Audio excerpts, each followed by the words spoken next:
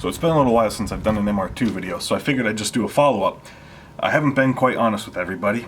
I did get this thing dyno tuned very shortly after the injector install video, and it made some pretty pathetic horsepower. Just about 280, I think, to the wheel on a Mustang dyno, which isn't very good. Not what I was hoping for at all. But it couldn't build any boost. We were hitting 12 psi on a CT26 frame at, I think, like 7,000 RPM. And we tested the solenoid, tried a bunch of things, and it just would not make any more boost. So the running theory is either there's a boost leak we couldn't hear, couldn't see, or another issue could be that there was that the wastegate is partially stuck open. One thing I noticed when I was messing with the blow-off valve to look for leaks a couple months ago is this gasket here. This is a brand new one, but the one in the back there is like super flat. It's been on the car for probably 13 years now, so it's time to replace that. That could be a source of the boost leak. So underneath that little C-clip there is that flat gasket. I'll try to pull that off and show you the difference between that and this nice new one over here. But for now, you can see this is hot, it's just running. This is super loose on here, which isn't great, especially when you're trying to run higher boost. These little snap rings are such a pain. Oh, first try, of course. All right, there's that little O-ring there. We'll pull that out and check out what it looks like. It's going to be hard to get this to focus, but this is flat. This is the old O-ring, whereas this one is nice and round, which you want. This one's oil all over my paint. Doesn't matter. So I'm going to clean off that surface in there, put this nice new round one in, and see how it works. The surface is a lot more clean now. Also cleaned off the bottom of the blow-off valve, and there's no way I'm going to be able to film this and do this one-handed, so you got to trust the process here. Well, that was probably the fastest I've ever been able to change that out, or take the blow-off valve off. This is much tighter now, so any chances of air getting past there are a lot more slim. So I'm going to go for a quick test drive after I air up these tires and see if that's improved anything. Right now our wastegate duty cycle settings on 100%, which I know is very high, but it's the only way we're able to make 12 psi. I know for sure there's a 12-pound spring in there, because I just double checked one of my old videos when I was assembling that. So during our little drive, I'm going to take a very close eye on what boost pressure we see. If we do manage to go above 12 psi, which I'm really hoping, then I'm going to scale this wastegate duty cycle down a bit. We were able to test this solenoid at the dyno shop, and it was working as expected, but it just does not want to make any boost down low. And I was thinking maybe that was leaking.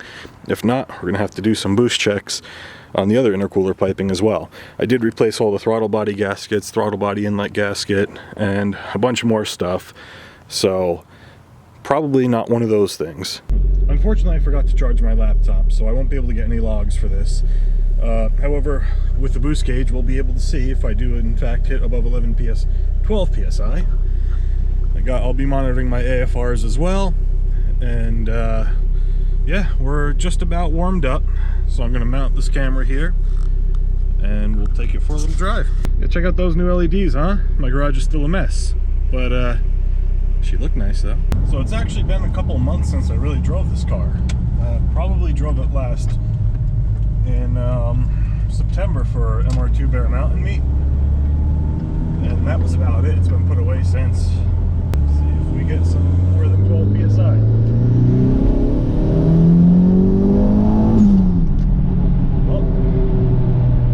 The AFR gauge, not the boost gauge.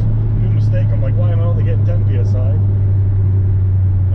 Felt a little stronger. I'm sure you guys saw it, unless the camera's not picking it up. But let's see, something smells a little burnt. I didn't go too lean. I was 10. 10's kind of rich, but you see how slow it is to build up boost. With the turbo this size on there, it really should be picking up a lot faster. So could be a wastegate partially stuck open issue, or it could be something else. Also, hopefully my head's not in the way of showing you the gauges here. Beep. Beep, beep, beep, beep, beep.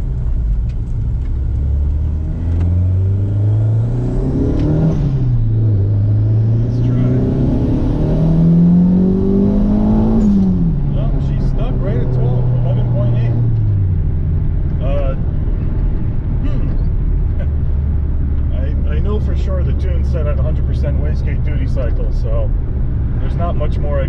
terms of that. We're not really hitting what we're supposed to be hitting here.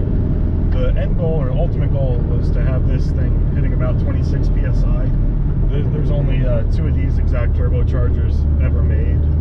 It's a turbocharger systems custom turbo. I was going to do a video on it, or I started doing a video on it like a year and a half ago, but I never got around to finishing it.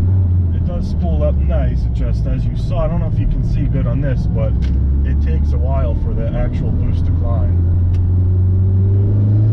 Like by now I should have 4,500 RPM on such a small turbo. I really should have full boost. And it's nothing in the tune, because I've got one of the best MR2 tuners in the world, Raul O'Brien over at Streetworks Automotive Tuning. So I'm thinking possibly the wastegate. Or we'll pressure test it, see what else is going on. Well, it looks like my GoPro wasn't recording the whole time, so I'm not really sure how much footage was on there.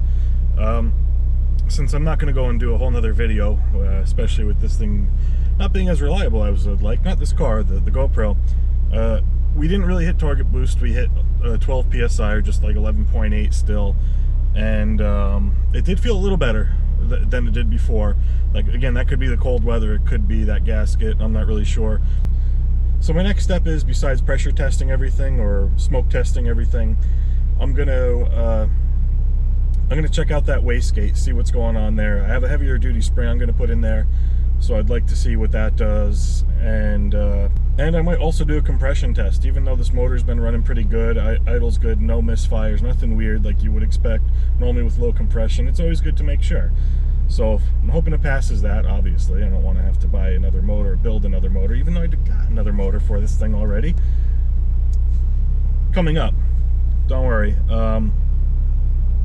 Yeah, so stay tuned, because we gotta jump into some more diagnosis after this. I also want you guys to check out my buddy Carl over at Hidden Motorsports.